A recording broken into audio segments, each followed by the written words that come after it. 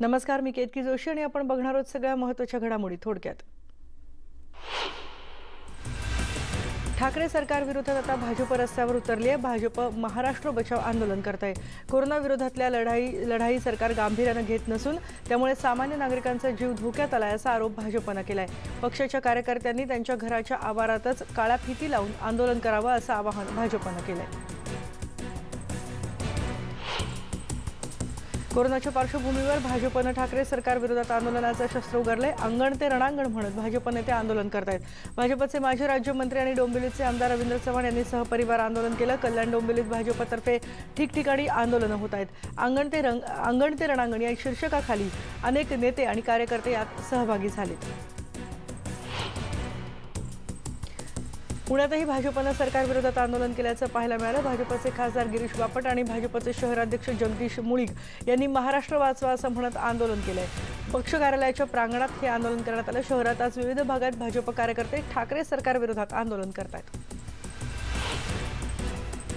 कोल्हापूरमध्येही भाजपचं आंदोलन सुरू आहे। भाजपचे प्रदेशाध्यक्ष चंद्रकांत पाटील काळी फीत लावून या आंदोलनात सहभागी झालेत।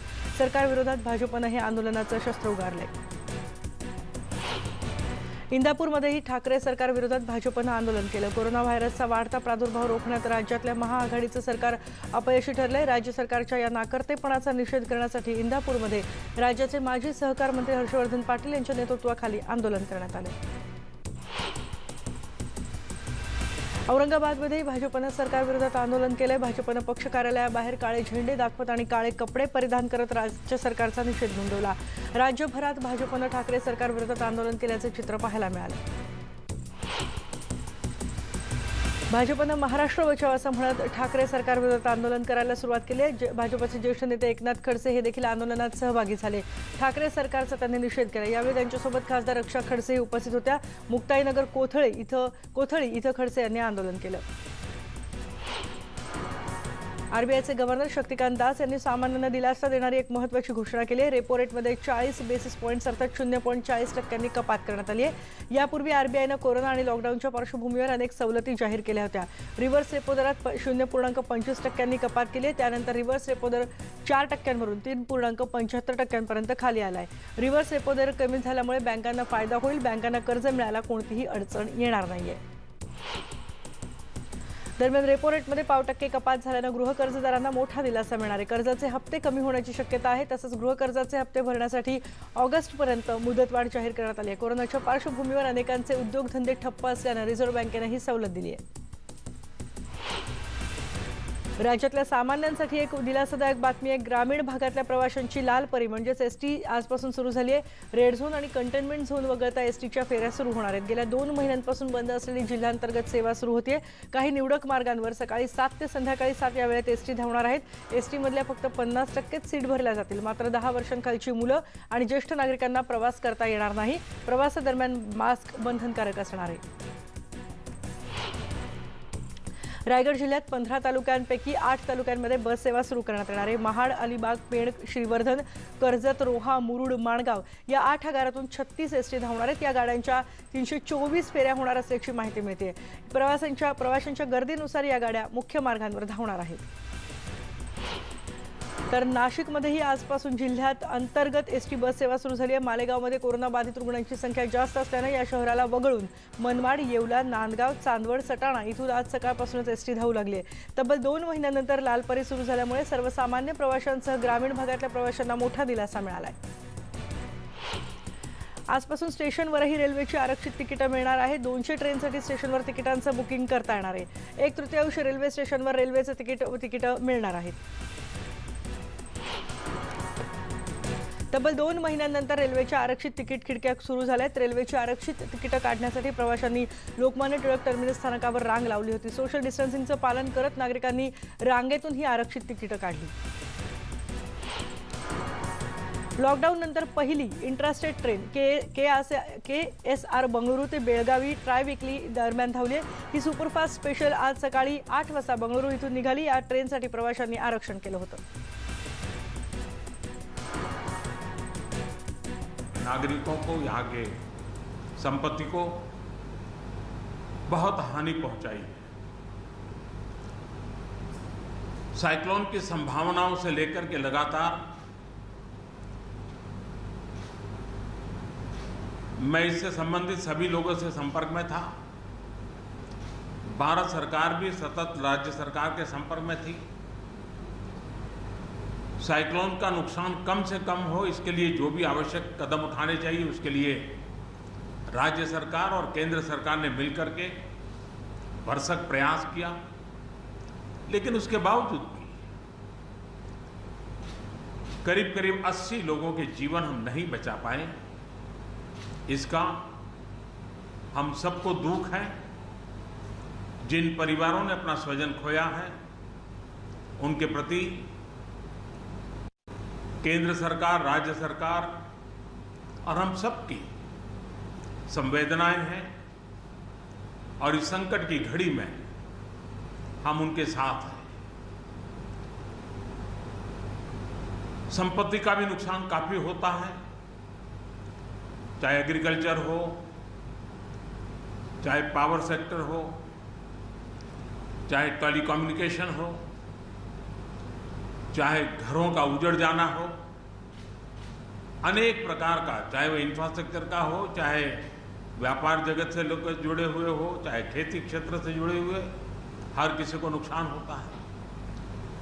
आज मैंने हवाई निरीक्षण करके बारीकी से इस प्रभावग्रस्त विस्तार को मुख्यमंत्री जी के साथ, गवर्नर श्री के साथ दौरा करके उसको देखा है। अभी राज्य सरकार ने और मुख्यमंत्री जी ने विस्तार से मेरे सामने जो भी प्राथमिक आकलन है उसका ब्यौरा दिया है। हमने तय किया है कि हो सके उतना जल्द डिटेल में सर्वे हो, कृषि का हो, पावर सेक्टर का हो, टेलीकम्युनिकेशन का हो, घरों की जो स्थिति है, इंफ्रास्ट्रक्चर की जो स्थिति है। केंद्र सरकार की तरफ से भी तत्काल एक टीम आएगी और वो टीम इन सभी क्षेत्रों में सर्वे करेगी और हम मिल करके रिहेबिलिटेशन हो, रिस्टोरेशन हो, इस संकट की घड़ी में राज्य सरकार को कठिनाई न हो, इसके लिए एक एडवांस असिस्टेंस के रूप में 1000 करोड़ रुपया भारत सरकार की तरफ से व्यवस्था की जाएगी। साथ साथ जिन परिवारों ने अपने स्वजन खोए हैं उन परिवारों को प्रधानमंत्री राहत कोष से 2 लाख रुपया और जिन लोगों को इंजरी हुई है उनको 50,000 रुपये तक की सहायता देने का भी हम प्रधानमंत्री राहत कोष से करेंगे। पूरी दुनिया एक संकट से जूझ रही है। भारत भी लगातार कोरोना वायरस के खिलाफ लड़ाई लड़ रहा है। कोरोना वायरस की लड़ाई में जीतने का मंत्र और साइक्लोन में जीतने का मंत्र दोनों पूरी तरह एक दूसरे के ऑपोजिट है। कोरोना वायरस से लड़ने का मंत्र है जो जहां है वहीं रहे, जरूरत नहीं हो तब तक घर से बाहर न निकले और जहां भी जाए 2 गज की दूरी बनाए रखे। लेकिन साइक्लोन का मंत्र है कि साइक्लोन आ रहा है, जल्दी से जल्दी सुरक्षित स्थल पर आप शिफ्ट कर जाइए, वहां पर पहुंचने का प्रयास कीजिए, अपना घर खाली कीजिए। यानी दोनों अलग अलग प्रकार की लड़ाइयां एक साथ पश्चिम बंगाल को लड़नी पड़ी है। लेकिन इसके बावजूद भी ममता जी के नेतृत्व में राज्य सरकार ने भरसक प्रयास किया है। भारत सरकार ने भी लगातार उनके साथ रह करके इस संकट की घड़ी में जो भी आवश्यक, जो एडवांस में करने योग्य था, जो उसी समय करने का योग्य था और जो आगे करने की आवश्यकता है, उसको भी पूरा करने का हम प्रयास करेंगे। आज समग्र देश को जिनके लिए गौरव है, ऐसे राजा राम मोहन राय जी की जन्म जयंती है और उस समय मेरा पश्चिम बंगाल की इस पवित्र धरती पर होना मेरे मन को छूने वाली बात होती है। लेकिन संकट की घड़ी से हम जूझ रहे हैं, तब मैं तो इतना ही कहूँगा कि राजा राम मोहन राय जी हम सबको आशीर्वाद दें ताकि समयानुकूल समाज परिवर्तन के जो उनके सपने थे उनको पूरा करने के लिए हम मिल बैठ करके, मिलजुल करके एक उज्जवल भविष्य के लिए, भावी पीढ़ी के निर्माण के लिए समाज सुधार के अपने कामों को निरंतर जारी रखेंगे और वही राजा राममोहन राय जी को उत्तम श्रद्धांजलि होगी। मैं मेरे पश्चिम बंगाल के सभी भाइयों बहनों को विश्वास दिलाता हूं कि संकट की घड़ी में पूरा देश आपके साथ है। भारत सरकार कंधे से कंधा मिला करके आपके साथ आने वाले सभी कामों में खड़ी रहेगी। इसी संकट की घड़ी के समय आप सबसे मिलने आया हूं, लेकिन कोरोना वायरस के कारण सब नागरिकों से तो नहीं मिल पा रहा हूं। मन में एक कसक तो रह जाएगी। यहां से मैं आज उड़ीसा की ओर जाऊंगा और वहां भी हवाई निरीक्षण करूंगा, वहां के माननीय मुख्यमंत्री जी से, वहां की सरकार से बातचीत करूंगा। मैं फिर एक बार पश्चिम बंगाल की इस दुख की घड़ी में मैं आपके साथ हूं। जल्द से जल्द आप इस संकट से बाहर निकले, इसके लिए मैं पूरी तरह आपके साथ रहूंगा। बहुत बहुत धन्यवाद।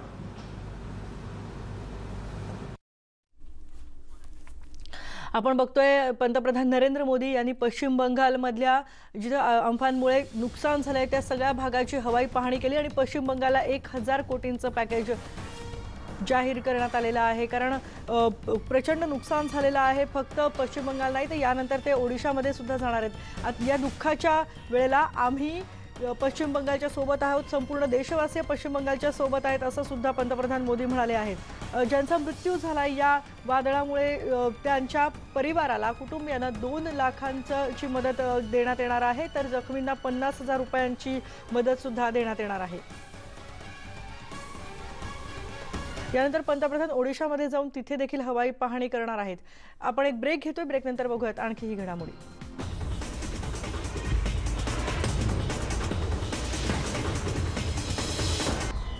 आपण बघतोय काही महत्त्वाच्या घडामोडी थोडक्यात। बातमी आहे विशेष ट्रेन बद्दलची। विशेष ट्रेनना आता महाराष्ट्राच्या अंतर्गत भागात प्रवास करता येणार नाहीये। ज्यांनी या विशेष ट्रेनचे बुकिंग केले त्यांना पूर्ण पैसे परत मिळणार आहेत। राज्यात आंतरजिल्हा प्रवास बंद आहे। महाराष्ट्र सरकारने कळवल्यानंतर रेल्वेने आता तिकीट रद्द करण्याचा निर्णय घेतलाय। तसंच महाराष्ट्रात जरी या विशेष रेल्वे स्थानकावर ट्रेन थांबली तरी सुद्धा तुम्हाला उतरता येणार नाही। भुसावळ इथे बुकिंग काउंटर सुरू करण्यात आले आणि या ठिकाणी आरपीएफ बंदोबस्त तैनात करण्यात आलाय। प्रवाशांना सोशल डिस्टन्स ठेवून रिझर्वेशन काउंटरवर प्रवेश दिला जातोय, पण अजूनही प्रवाशांमध्ये फारशी माहिती नसल्याने प्रतिसाद मिळत नाहीये। राज्यातल्या ठराविक जिल्ह्यांमध्ये सुरू झालेल्या मद्याच्या होम डिलिव्हरीला मद्यपींचा चांगला प्रतिसाद मिळतोय। आतापर्यंत 1,10,000 पेक्षा जास्त मद्यप्रेमींना घरपोच मद्य दिलं गेलंय। राज्य उत्पादन शुल्क विभागाने ही आकडेवारी जाहीर केली आहे। कालच्या एका दिवसात 34,534 मद्यप्रेमींना घरपोच मद्य पुरवण्यात आले। लॉकडाऊनच्या चौथ्या टप्प्यात पुणेकरांना 7च्या आत घरात येण्याचे आदेश देण्यात आले। 31 मे पर्यंत संध्याकाळी 7 ते सकाळी 7 वाजेपर्यंत संचारबंदी कायम असणार आहे। पुण्यात लॉकडाऊन 4चे आजपासून हे नवे नियम लागू करण्यात आले। तसंच पुण्यात नाईट संचारबंदीचे सुद्धा नवे आदेश जारी करण्यात आले। पुण्यात कोरोनाग्रस्तांच्या संख्येत वाढ झाली आहे। काल कोरोनाचे 265 नवे रुग्ण आढळलेत। दिवसभरात जिल्ह्यात 265 कोरोनाबाधित रुग्ण वाढलेत। आतापर्यंत 4,809 कोरोना रुग्णांची नोंद झाली, तर 242 जणांचा मृत्यू झालाय। पिंपरी चिंचवडकरांना मोठा दिलासा मिळालाय, कारण लॉकडाऊनच्या चौथ्या टप्प्यात आता शहर रेड झोनमधून बाहेर पडले। आज सकाळी 9 ते 5 वाजण्याच्या दरम्यान समविषम पद्धतीने सर्व बाजारपेठांमधल्या दुकानं उघडायला परवानगी देण्यात आली आहे। 100% कामगारांच्या उपस्थितीत पूर्ण क्षमतेने उद्योगधंदे आणि 50% कर्मचाऱ्यांच्या उपस्थितीत खासगी आस्थापना सुरू करता येणार आहेत। 26 मे पासून प्रतिबंधित क्षेत्र वगळून 50% प्रवासी घेऊन सार्वजनिक वाहतूकही धावणार आहे। प्रतिबंधात्मक क्षेत्रातील जीवनावश्यक वस्तूंच्या किरकोळ खरेदी विक्रीसाठी 10 ते 2 ची वेळ निश्चित करण्यात आली आहे। पिंपरी शहरात सध्या 47 कंटेनमेंट झोन आहेत। पुण्यात दाखल झालेल्या सीआरपीएफ रॅपिड ॲक्शन फोर्सच्या तुकडीनं कात्रज चौक परिसरात पथसंचलन केलं। लोकांमध्ये जनजागृती करण्यासाठी दररोज विविध भागात पथसंचलन करण्यात येत आहे। यावेळी स्थानिक पोलीसही यामध्ये सहभागी होताना दिसत आहेत। खासगी हॉस्पिटलमधील 80% खाटा जिल्हाधिकारी मनपा आयुक्त यांच्या अखत्यारीत असतील. कोविड पेशंटसाठी उपचाराच्या शुल्काबाबत 4,000, 7,500 आणि 9,000 असे 3 स्लॅब ठरवण्यात आले.